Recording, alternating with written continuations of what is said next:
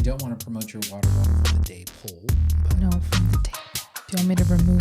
I think you should. And be careful of your chingly. Okay. I suggest we keep this in. So stupid. Hello, everyone. Welcome back. Today, going to be doing a little bit of ASMR. Okay, don't do that shit. Okay, because that's fucking weird, okay? You creeper. Anyway. So, all right. So, ready?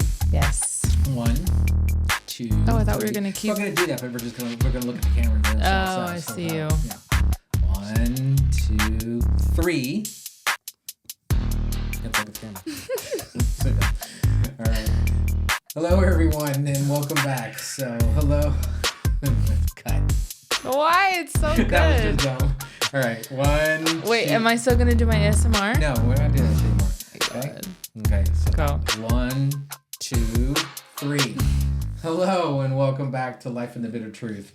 This is the podcast where we seek to understand the deeper, sometimes painful aspects of life and what it all means to me, to you. My name is Vittorio. And my name is Alex, and I tried to do some ASMR prior to us starting, but my dad's saying he's going to cut it out. Yeah, I think you should leave the whole thing. Yeah, we've got too many bloopers. We got too many bloopers on the front end of this. So Anyway.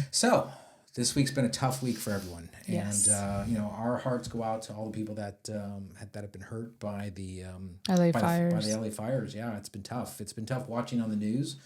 A lot of people lost their homes. Some deaths as well. So that's 10 from the last time that I saw. It's tough. It's a horrible thing. And I think that I hate to politicize it, but there's going to be retribution to our political structure in California. I think because we've been a one-party rule for forever. I guess I don't know how many decades we have, and we've got this crazy crackpot as a governor who can't seem to manage his way out of a paper sack. He's a piece of shit, personally. So then you got this lunatic mayor of Los Angeles. I don't live in Los Angeles, but crazy person. Why the one-party rule continues to vote these people in are shocking. You've got no forestry management, no water management. It's just ridiculous. But again, I think that it's hard. I feel like it's very, very multi-layered. And I think, since the fires began on, since the winds began on Tuesday, I believe, I feel like our entire city, everyone I know, all my friends, everyone has been kind of at a standstill because just overnight did things really start to kind of blow up figuratively and everyone needs to have empathy. To the people that have been harmed. I don't care how much money they might have in some of these communities, but you know what? With all due respect, empathy is deserving of every human that's out there. Mm-hmm. And I think it's rude that what have you been saying? Not me. Some people. No. What have you been seeing? I've been seeing and hearing that. Is it my generation again? No, it's these people that basically make commentary that who cares about them? They're the rich people of the Palisades or Malibu or that kind of stuff. Altadena is a working class. Yeah, but that's a lot of it is a working class neighborhood. But you're not hearing much about Altadena. You're hearing about the Palisades. You're hearing about Malibu, right? That's what you're hearing. And unfortunately, a lot of people that I've been hearing have been saying, boo-hoo, those folks. And I think it's bullshit because the reality is everybody has been harmed in those communities. And I think that they all deserve a level of empathy. And they're all going to be looking for answers. Sure. Absolutely. I believe the Pacific Palisades fire started in someone's backyard. Something like that. And so, all of these things, right? They're investigating people for arson, all of that stuff. Right. The difficult part is that people lost their homes. A coworker of mine, really amazing person and mother, lost her home and, her place of shelter for her and her daughter. And that was very devastating. And it's like, okay, when you lose everything, then what? All your photos, everything. People had to literally, leave within a matter of an hour, right? Yeah. Maybe even less. So there were videos all over the internet of people trying to save their animals, their cars, their everything. And, it's just like you're looking at it from an outsider's perspective saying, dude, get out, hurry, you're going to get hurt. And then you realize, oh shit, they're literally looking at their entire life. Right. So I might say, get out and hurry up. But also if I'm trying to figure out what to pick up or what to look for or where are the photos or whatever. It's like you're stuck in your tracks. Well, man, I think we've been impacted directly because I have a sibling that lives in that community, so he's been impacted. So he's had to evacuate and put his family in a hotel locally because obviously his kids are back to school and whatnot. So it's tough for everyone that's been in that community, in those communities, I should say. And we should express empathy, regardless of their economic abilities to recover or any of that stuff. It doesn't make a difference. People have been harmed, and they should also feel community. Right. So, yeah. That solidarity. Yeah, and it's hard. A lot of people are not as, able to get really great insurance plans, and that's if your insurance plan is going to cover for that, right? It's extremely expensive to live in California, let alone to insure a home in California. And it just keeps jumping and jumping and jumping every year. And then for the people that have rented, for 10s and 20 years of their homes, just renting and renting to lose, they raise their generations of family in these homes. That's also very difficult. So it's been tough. And this week I spent a lot of time moving and packing. And, my partner and I talk about how privileged we are to be able to pack our things to go to a place that we know is safe and is still standing, let alone standing, right? Sure.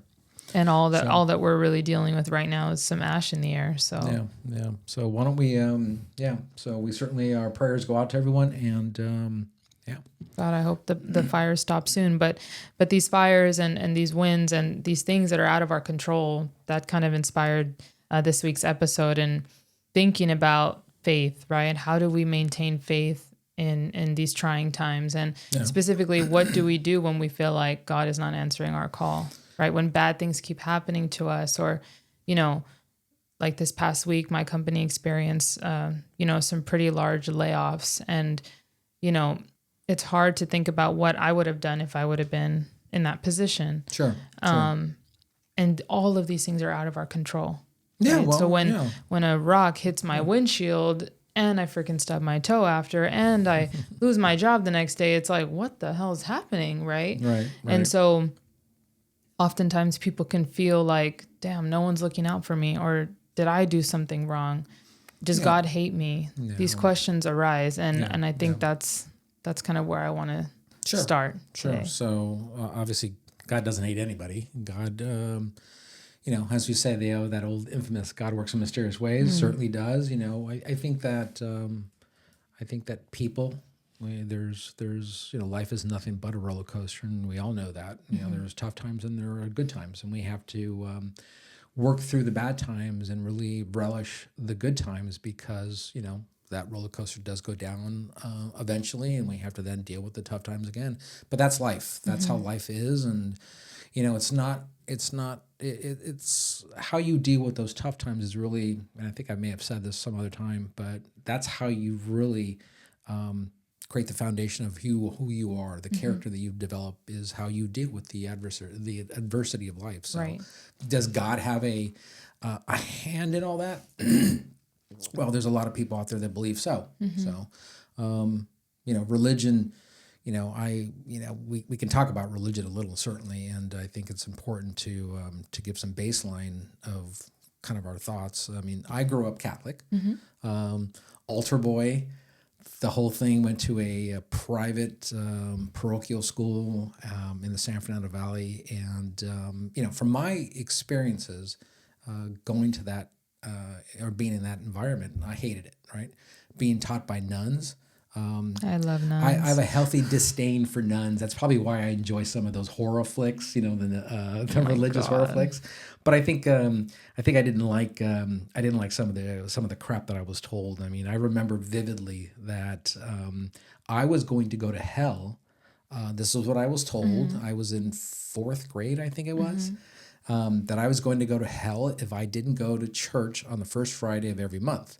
And I thought to myself, even then, I go, this woman's a crackpot. This is such stupidity. This girl's crazy. These nuns are just crazy whack jobs. So, and then of course, being an altar boy, I mean, we took advantage of, the wine. the wafers, all that stuff that we would that we would get ourselves involved in. I was probably more in trouble during that time than I can ever remember, because I was always doing something wrong. The nuns knew who you were. Yeah, I got sent to the rectory a lot for all the bad behavior that I did, and of course, I can't remember the priest's name, but I always remembered him going, "You're back here again." Well, and it's funny that you share these stories about your time with the nuns, because my grandmother also shares similar stories of living in Cuba as a little girl, and the nuns. She hates the nuns. The nuns, saying things to her, and grandma responding, calling the nun a name, and then the nun being like, "Oh my God, this child's like the devil," and it's clearly true. I remember. So my mother and I, we have a similarity in thought regarding nuns, but not to say that all nuns are bad, but I'm sure there are a good host of them that are good or whatnot. Of course. The horror flicks that you have out there with nuns, I can relate to some of that crazy stuff that they did, but they I guess ruled us by fear of the craziness that they were able to display to little children, right? So the Catholic Church, right? It's just that it's based on fear. It operates shame, on fears and stuff. So I never was close to the Catholic Church, the pomp and ceremony, all that stuff. I got my first taste of Judaism probably when I was in high school. I had a girlfriend that was Jewish. And, I went to synagogue a lot with her, and her parents were practicing. And were they like modern Orthodox? Or they Reform, I think it was, yeah. So I got a good taste of that. And I loved the mindset that it was very, the concept of a direct relationship with God, right? Very egalitarian, direct connection. You've got to have a personal relationship with God. And I really dug that. The Catholic Church, no, you got to go through a priest and blah, blah, blah. You don't have to go through the priest. Confess your sins and all that nonsense that they do, right? And I'm not critical. You guys confess in a different way. I'm not trying to be critical, but it sounds critical, and I apologize for that, but it's just the reality, right? So I prefer the direct connection with God than the Catholic Church ever presented. My mother maintained her Christianity, Catholic ways, but she didn't like the nuns, right? That was a key thing for her. No nuns. But from my perspective, I think when I converted to Judaism, it was because in my life I needed the connection with God more directly. And I think that's what I found in Judaism, was that direct relationship.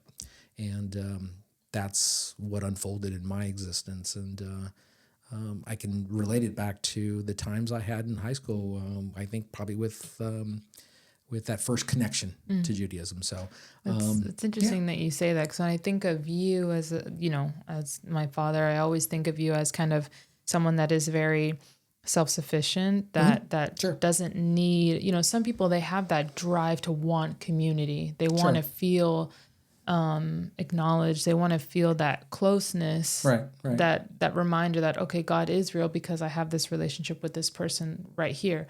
Whereas maybe that's why I always crave that type of community and Christianity and Catholicism, because I was able to say, okay, this is my brother or sister in Christ. I feel like we're in this together. Right. Whereas you're saying that something that you loved about Judaism is that, your independence was kind of definitely informed it, and vice versa. Yeah, my independence, or what I said, was my direct connection to God, because I don't need anybody to speak to God directly. I speak to God directly. There's no concept of what the church believes in, whether it's the saints and all that other stuff that I was exposed to and stuff. And I think so for me, it is a direct connection where I use it, live it every day. There's not a day that doesn't go by that I don't pray. I pray for my children. I pray for the people that are around me that are close, my mother's health, my girlfriend's health, her sons, your partner, my son's partner, and just everybody in my sphere of influence gets a little shout out every night. Shout out. That's right. And I think from my history, God's been listening. So I think that's my approach. So when we speak about, this episode, and you can certainly, chime in on your exposure, because I'm curious about when it comes to you, you were raised, not necessarily Jewish, but you were exposed to it for the most part. We didn't go to church or any of that stuff when you were little kids either. So you weren't exposed to any of that stuff. Yeah. You may have been exposed, I don't know, maybe your mother to some extent, but why'd you choose what you choose, I guess. I mean, so I was baptized Catholic. Sure. Went to catechism in elementary school. My brother went through his confirmation. So we grew up going to a Lutheran school, actually, because that was the best school in the area at the time. Right. So I was exposed to Christian Sure. ways other than being baptized, right? So it kind of continued on. And then, I let your mother run that. I didn't really have any resistance to it. It was just, whatever. Yeah. And it was something that she really wanted, at least from my conversations with her. And Christianity, and specifically Catholicism, is very, very embedded within the culture of the Latino culture. And, at the time living with my grandma growing up, every time I saw my grandma, and it's so funny that I think about it now, because what I would do to have her do it again, right? Which is what? Just do the bendición, right? The prayer over you, the blessing over you every time you leave her house. Oh, okay. It's constantly like, it's all it's these. Funny. You say that, but as a child, I remember going to go visit my grandmother, and my grandmother practiced a little Santeria. So I remember walking in the door and getting thrown water and feathers and stuff like that. No, that I remember. She had a little closet that you was didn't filled go in. with all kinds of weird little statues Weird stuff. and pictures and stuff. And it's like, we always thought that was very funny. Yeah. So similar, I think. Yeah, very similar. Yeah. Grandma exactly. didn't, I don't think, grandma was very much, it's interesting, because Catholicism can go, especially when it's leaned on the culture, it can go different ways, right? Something that might be acceptable, like worshiping the saint of the dead, right? Santa Muerte. Like grandma wouldn't do that, because it's a different type of Mexican culture that does that. It was that in the movie, one of the cartel movies. Oh my God, Dad! People actually worship Santa Muerte. Okay, I don't know. But that is like dips into the Santeria type thing, right? Okay. But all of that to say, growing up, I saw my grandma. My grandma was named after the Virgen de Guadalupe, and my mom would always say, "Oh, the Virgin Mary." She was everywhere, right? Yeah. My mom would always say, "Oh, that's grandma, right? That's the representation of grandma, because she was named after her." So, the love of the saints was always a thing, right? That was always... It's a very Latino thing.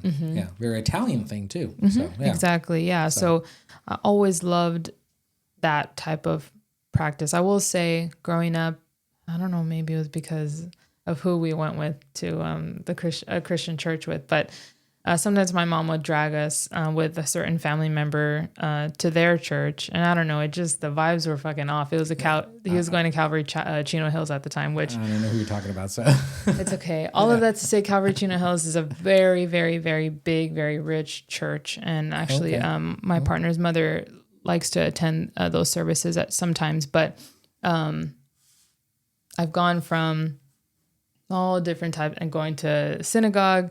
I've studied Buddhism. I've tried to dip into everything, and I will say, and you can think it's crazy. No. I think it's the Holy Spirit, but I've never been able to unlearn the truth that Jesus is the Son of God. Okay, well that's I've never been able to unsee that, right? So growing up, and you can call it indoctrination, you can call it whatever it fucking worked, okay? Okay.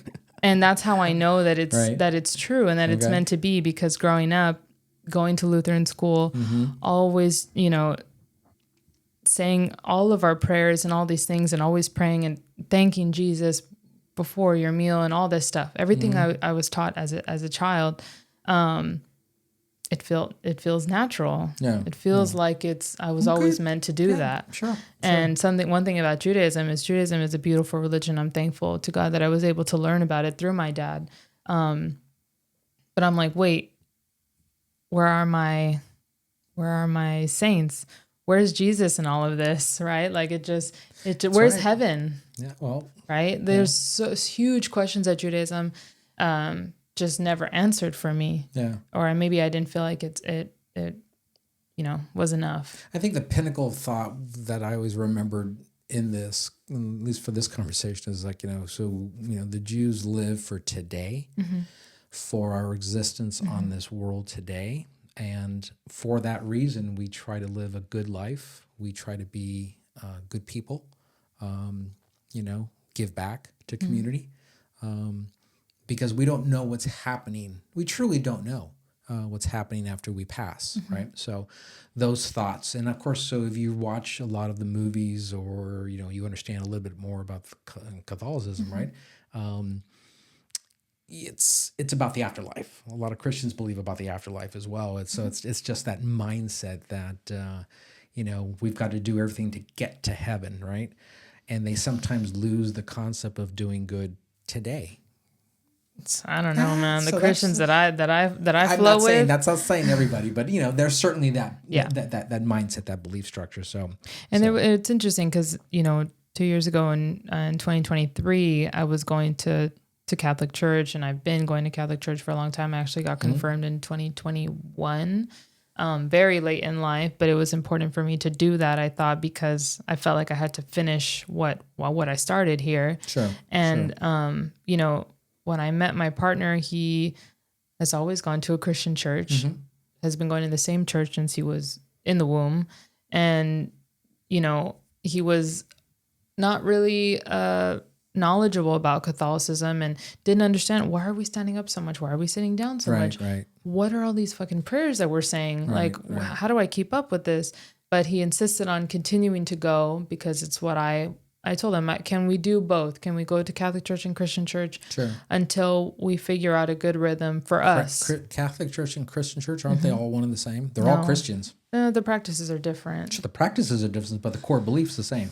Yeah, but how we belief in Christ, of course, but how we do the sermon, right? How we give these lessons are all done so differently. Of course. And how you leave is different too, right? When I go to my Catholic church, I love the community there, but people aren't going to say good morning to you, right? Okay. You're going to keep your head down and do your thing, and that's it. And that is... Well, a lot of people don't understand that about Catholic, the Catholic faith. It's an Orthodox religion. It is. And it's very traditional. And if you don't do it right, you will be judged for it. Oh, okay. And so, when I was in catechism and doing my confirmation, I took the long route. They had asked me, are you trying to do something? Are you trying to get married? Like, do you have a timeline for this? I'm like, no, I just want to do it right. Right. Because some people were wanting to do it within a couple of weeks so they can get married and move on. Oh, okay. And that wasn't what I was trying to do. So, right. We went through it. We went through the motions. We talked about politics. We talked about, all of these things that the Catholic Church believes. And, That's we tough. talked. That's tough because the Catholic Church is still, set in their doctrine of, they don't kind of live in the modern world. And it was hard for them to take accountability, at least in my community, for a lot of things that the Catholic Church needs to take accountability for. Sure. And, it's a lot there. Yeah. And it's hard because we had those questions and they had questions for us, right? They wanted to know who in the group had an abortion, who had a drinking problem, who had committed adultery, they wanted to know who exactly, right? And I think that's the epitome of what I dislike about the Catholic Church. It's that hypocrisy. Yeah. If you know your history, your biblical history, or your Western civilization history, it's just the Catholic Church is wrought with all kinds of hypocrisy. And I think that was something that, being a kind of a quasi student of history, I really understand what took place, and I've read and I've done that. So it's just... hypocrisy is a good word. And it was interesting because I feel like the Holy Spirit had called me to share that I said, well, I had never had an abortion, but I did drive my friend to an appointment that I ended up finding out later that she wanted to get an abortion. And they're like, oh my God, that's horrible. You basically aided in someone getting an abortion. I'm like, but she didn't end up getting the abortion. She ended up having the baby. She decided later on that she wanted to keep the baby. Right. And they're like, it doesn't matter. You, in a different way. Doesn't that turn you off? I had to do 7 Hail Marys for that. That was the most Hail Marys I had ever had to do. It doesn't make sense to me. I understood, right? I'm not going to tell anyone what to do with their body, but it's something that I would never do myself. Right. No, I'm talking about, you can have some kind of repentance by doing 7 Hail Marys. Mm-hmm. That sounds ludicrous to me. Well, the worst part is having just sounds ludicrous. Having to go through confession is a horrible experience, and it's supposed to be the experience that opens you up to God. And oh fuck no, I hate confession. Right. It's horrible. It makes you feel like you leave feeling horrible. Yeah, it's funny. We talk about confession. So every day of the week, every minute of the day, mm-hmm. you are trying to do good as a Jew, mm-hmm. so that you're not left with this perspective that on the Day of Atonement, you have to really deal with all the things that you've done to yourself, mm-hmm. to other people, mm-hmm. to God, and that long, arduous process of self-repentance, mm-hmm. Is it can be tough. So live your life good. Mm-hmm. Help as many people as you can. Be good to yourself. Mm-hmm. Be good to your children, your spouse, whomever who's close to you. So that you can live a good life and be remembered. So, and I think it's because of that. I think it's that right there is what it's at the core of why I think I decided to stop going to Catholic church and start going to a Christian church, the one that my partner grew up going to, because I felt empowered and encouraged and loved in a way that made me want to be a better Christian. Yeah. Whereas I didn't leave feeling like shit. Yeah. I didn't leave, hating myself or thinking that God was this, spiteful person that is going to punish me if I do something wrong. Right. So you came across, or you came away from going to, or your experience with the Catholic Church as God is a spiteful.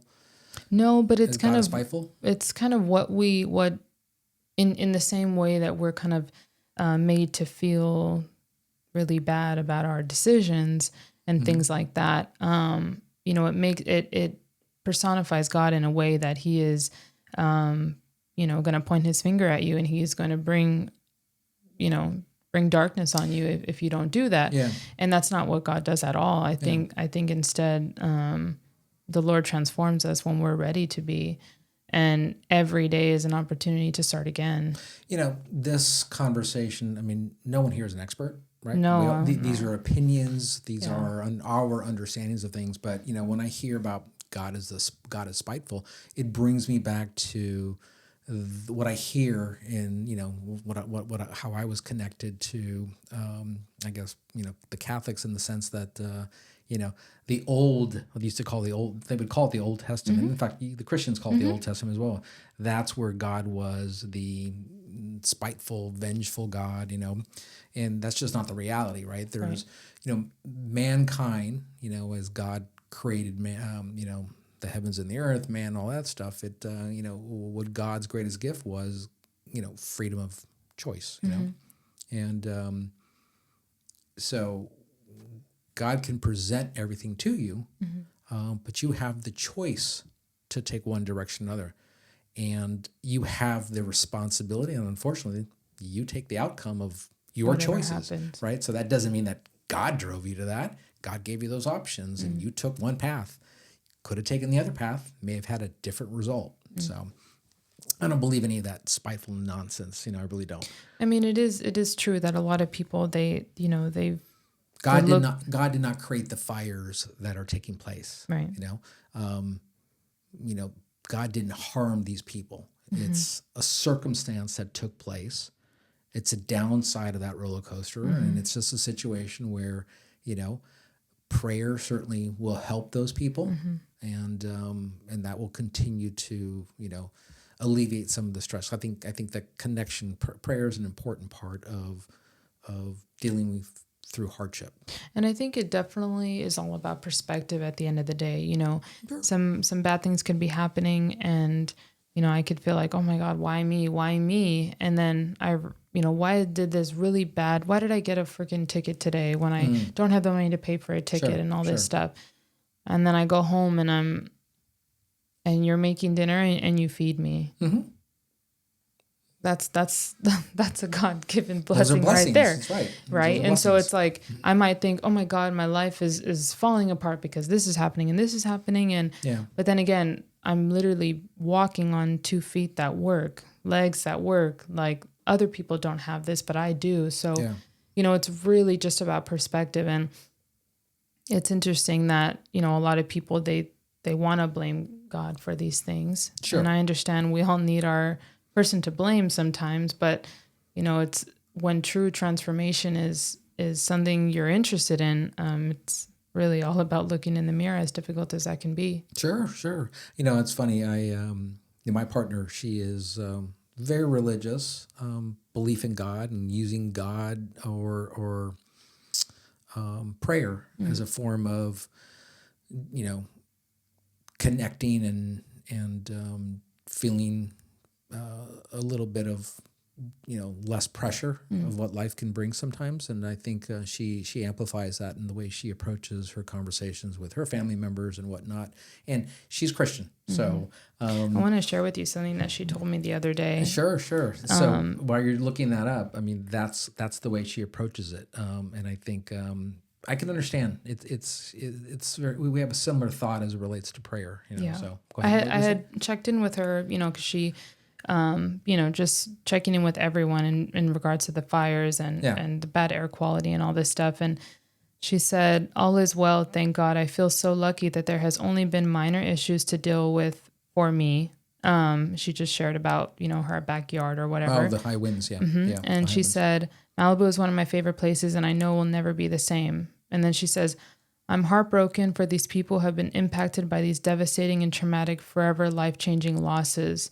We as a community may pray continually for California. And then she says, this is the part that really touched me. She said, I feel compelled to remark another opportunity for us to recognize how things can change in an instant and that the only thing about life that is consistent is change. We must always take every opportunity we can to let the people who mean the most to us know how much we really care about them by staying connected to one another and not letting differences disconnect us. Absolutely. So I had been thinking about that and thinking, you know, she did share with me, right? I did give her the opportunity to share what was bothering her, what she was nervous about with all of these things happening around her. But then again, it came down to the fact that, but look at what we know for sure, other than death, is change. Sure. And with all the things of life that are kind of hitting us and devastation and all this stuff, what do? We can't sit still and get ourselves into a rut. We have to kind of move on with the ever evolving flow of life. Yeah. And I think that's something that a lot of faith teaches us too, is kind of how do we roll with the punches while maintaining faith. I think it's easier when you have faith, and just having that conversation with her, I felt so lucky because it reminded me that I do have the faith, and I do have the understanding, the ability to know what she's talking about. Yeah. Whereas other people might respond, no, that's right, like in a completely different way. They wouldn't get it, but I get it because, and I told her, change has always been the most scary thing for me. I've always craved consistency throughout my entire life with everything. Sure. But it's not how it works, you know? So you have to really become comfortable with that uncomfortable stuff. Right. And, you know, when I think about other people that I know that don't have faith, I wonder how they do it. You know, so the question, how do we maintain faith, right? So, you know, I think that every day of the week, you know, every minute of the day, we have to be grateful for all the things that we have, because there are others that are out there that have less. So those of us who have more certainly should be grateful. And those of us that have more, you know, I think it's within our ability to help others, and that's important. I mean, we're not all good at it. I mean, you know, there are times where, you know, could I do more? Certainly, I can do more. But keeping faith is just that. It's being grateful being grateful every day for all the things you have. And when there is adversity, like the fires or wind damage or whatever else that's caused out there, it's just that you have to have a full understanding that that's just another part of life that goes in that down cycle, and then we'll all recover. And I feel like when you have that faith, you carry yourself differently.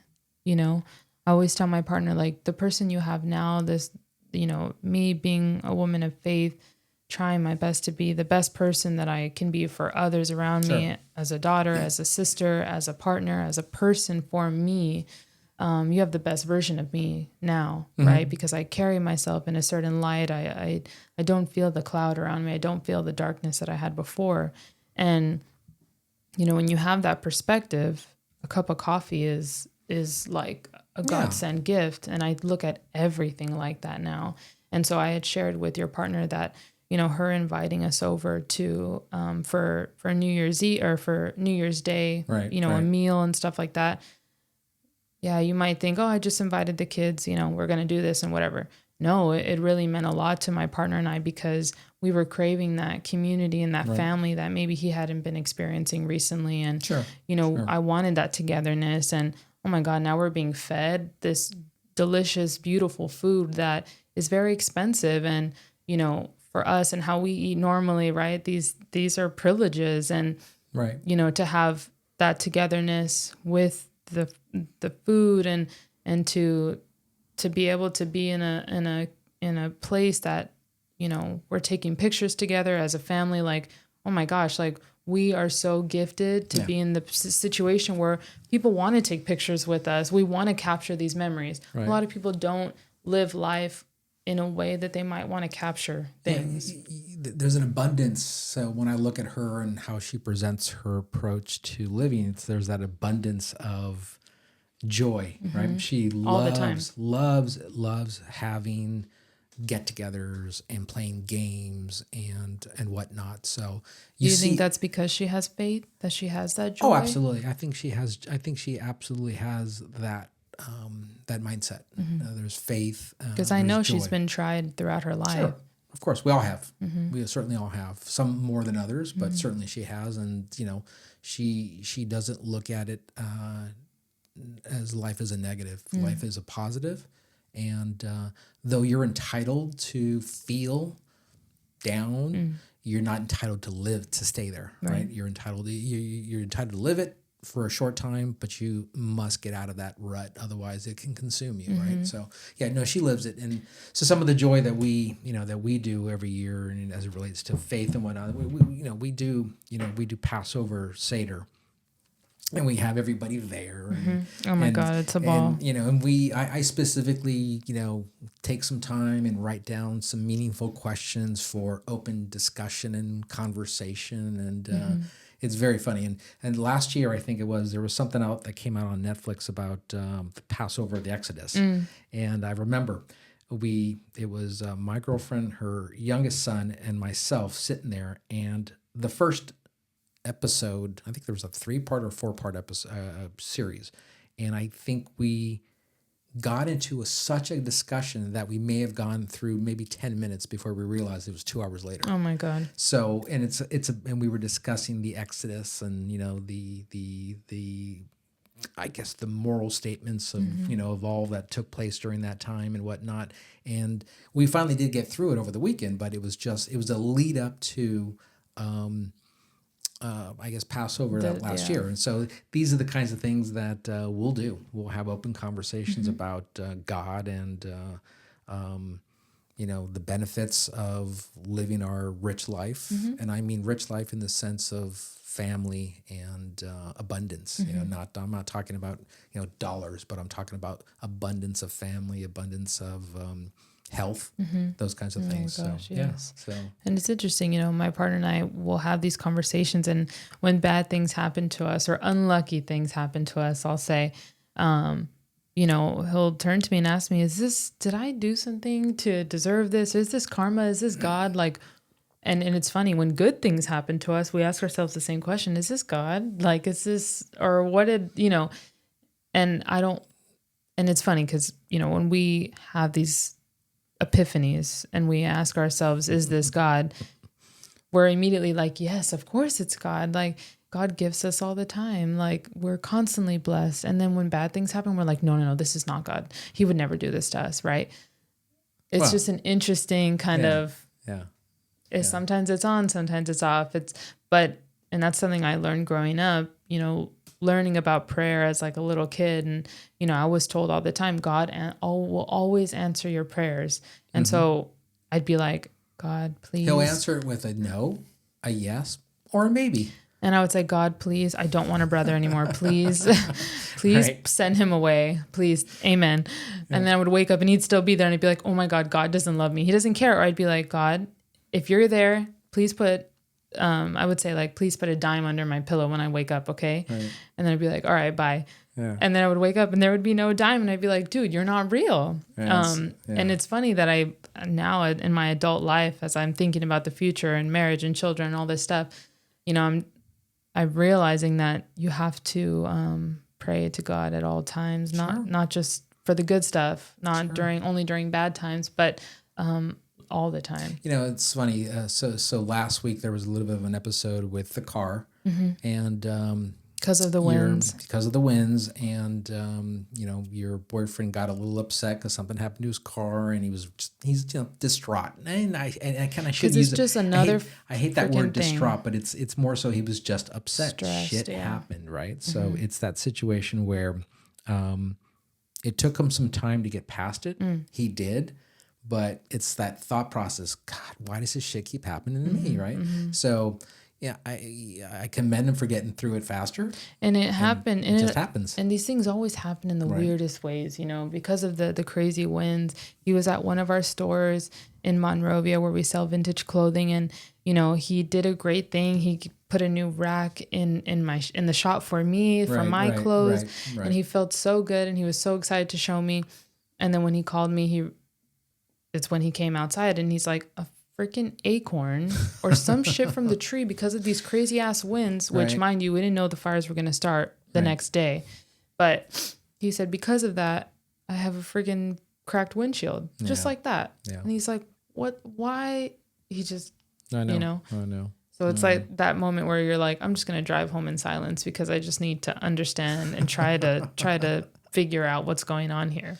Yeah. Well, the comment I made just about, prayer just a few seconds ago, I didn't come up with that one. That was, I asked in preparation for this conversation, I did ask my partner some questions about prayer or some questions that something that she had said some time back, and I was trying to get her to remember what it was. And, we were sitting there and I was drinking my coffee when I was talking to her, and I said, she goes, well, God answers prayers in 3 forms.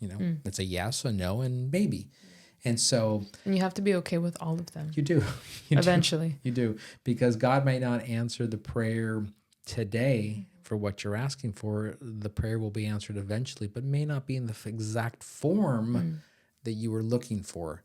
So you have to have enough intuition to kind of see through that. And you also have to be just open to all of the gifts, right? I always say, God, you give any gift you think I'm deserving of, I'm here. I'm ready to take it. Right. And anything I'm not, that's okay. Right. I'm accepting of it. Right. I had been sharing with my mom that, oh, Mom, you remember in our old house, we had that mirror in the bathroom upstairs when you remodeled it. I wish I could find that mirror because I loved it. You were asking that. I was telling my mom that. Yeah. And it's probably in a garage. Well, no, interestingly enough, when I walked into my apartment, my landlord's there fixing some stuff. And oh my God, the mirror is sitting right there. Oh. Just weird stuff. My mom's like, oh my God, you asked for the mirror. It's sitting right there. And this is just an old mirror that he's had. It's an old IKEA mirror. That the landlord had. And he just left it there. Right. And my mom's like, oh my gosh, you literally asked and there it is. I'm like, damn, I should have asked to become a millionaire or something. Like, my prayers need to become a little bit more, Right. But all jokes aside, it's just, you have to be so open to anything that God's willing to give you. Right. I think, again, and the path that you're going to be on to get there as well. Yeah. My partner wanting a a creative space where he can, you know, work on his business and try new things and really, you know, dive into himself, and me wanting the same thing. Yeah, we're going to have it and we're going to get it. Right. Just might be an interesting ride to get there. So you've had some, you know, you've had some positive moments this past week because of the new apartment and whatnot. So that's all good news, and you're getting yourself organized, getting yourself moved in, which is all very positive. And yeah, and we woke up this morning and, you know, he looked at me and I looked at him and he said, "It's fucking cold in here," because we hadn't, you know, got some old school like heaters in here. You know what I mean? you should be used to it because, you know, me, I don't need like they put the heat True, on. So, true. But we just looked at each other and we just were like, we'll be cold any day. If you know, this is our, you know, place that no one can take away, right? We'll take the cold. Very good. So it's about perspective. Yeah. So, you know, again, we have to, our hearts go out to all the people that have been harmed. You know, it's, again, there's no words I can really say other than, you know, our prayers go out to people. And we don't know when it's going to end. And that's just a metaphor for life. We don't know when people's hard times are going to end or when hard times are going to come up again. This is a path that a lot of people will deal with for a long time to come. This is, you know, this is going to hurt for some time. And and these communities have been so harmed. It'll take some time. So yeah, tough time. It's just tough. So keep praying. That's what I keep saying. Yeah, and with faith, you know, and with faith, it will give us a road to rebuild for sure, you know, in the community. And when people I've seen the outpouring amount of support and help that people have just been so giving. Yeah. And that's so affirming. And what's important is that we drop this mindset of, you know, one party over another party. We're just, you know, humans dealing with, you know, the same community, and they've got to, you know, it's amazing how people will drop those pretenses and just help. So it's wonderful about that. So that's good. Yeah. So yeah. So good conversation. Yeah, we're trying our best here. Yeah, yeah. So what's next on our plate? Our segment. That's right, our segment. I'm introducing a new segment. It's called ASMR with Dad. No, we're not going to do that. Absolutely not going to do that. So I'll keep trying. I'll keep working on it. Dad, ASMR is big, okay? Good deal. Our segment questions I always wanted to ask you. I kind of know the story behind this, but I wanted to re-ask the story about when you, because, you know, correct me if I'm wrong, but prior to you really finding Judaism and your journey of converting to Judaism, you kind of shopped around, right? And I wanted you to share your story about... What do you mean shopped around? Well, not shopped around. Forgive my... It sounds so like whatever. What I want to say is you did look into, or you went to the Church of Scientology. What can you explain what happened there? No, because didn't Grandma go with you? No, that had nothing to do with damn. That had nothing to do with my approach to faith or any of that stuff. No, actually, it was a job interview. Oh, what? Yeah, it was a job interview. Heck? So I you know, I was I want to say 18 maybe. Oh, I can't remember what it was. I'm thinking this is later on. No. So I went. Your grandmother came with me, and for whatever instinctive reason, she wanted to come with me. Yeah. It was a job interview for an accounting position, I think it was. Oh, really? At the Church of Scientology? At the Church of Scientology. And by the way, they were, you know, for whatever they believe in, God bless them, all that good stuff. Yeah. They were very respectful. It was Grandma said you were in there for hours. Because it was a very long job interview. It was very long. And I didn't understand. I mean, I had barely a couple years worth of accounting experience. Because I got taught accounting by a little Chinese lady in a health food store I used to work at. She taught me accounting, the paper accounting, you know, where you have to move, you know, you had different ledgers, you know, accounts payable ledger, receivables ledger, an inventory ledger. That's how I learned accounting from, you know, the old school way. Yeah. And so it was a couple years of experience, right? And so these people were grilling me left and right about my experience and how did I attain this experience. And I was so young, and it was on and on. Then they went, and of course they asked questions about family and that kind of stuff. I remember, it looked like it was like an old hospital. I can't remember the building, but I think it's in Hollywood. I think it was in Hollywood. Yeah. So it was somewhere in LA. it was a little interesting, but it was just a job interview. That's all it was. Okay, No big deal. My whole life I was thinking it's like some No. eyes wide shut, like no, weird no, thing, and grandma was like waiting for you, and it was a job interview. That's what it was. dang, I must have made that up in my own head somehow. Just a job I gave interview. you a more interesting story, but okay. Anyway, Good deal. that's funny. Well, All of that to say. Yeah, so first of all, thank you again for tuning into us, Life in the Bitter Truth, and we're on all the platforms, of course, YouTube as well, and please leave comments, subscribe on YouTube, like us, and all that good stuff, and all the other platforms for podcast, we're out there, so please continue to listen, and we appreciate you. Yes, and please support our businesses, Huerita Vintage in Monrovia, as well as Till Death Vintage in Upland and Monrovia. You can find us at the Vault, and it's a good time. Good deal. All right. Well, good. Thanks, everyone. I appreciate it. Bye. Bye, guys. Bye. Okay. I feel like that went pretty good. Should we do a little bit more of the what do they call it? The I was watching something about Bloopers. bloopers. Yeah. We got a lot of fucking bloopers. Okay. Because today these motherfuckers want to know what we are outside of the polished aspects. We're not polished, of course, but it's like, did you hear me coffee? Did you hear me do that a few times? Hello. It's so stupid. So, Okay, let's try it.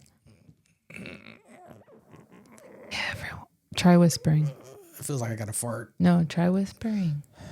Yeah, everybody. Please. Welcome back. Today Today's Life in the Bitter Truth. And this podcast is a podcast where we seek to understand the deeper. Ew, it sounds ugly. That was cringy? It's supposed to be like this. All right, whatever. Hello, everybody. Today we're going to be talking about God. Okay. Funny, we should have done a sound check beforehand, but let's pause it there. So let's click that.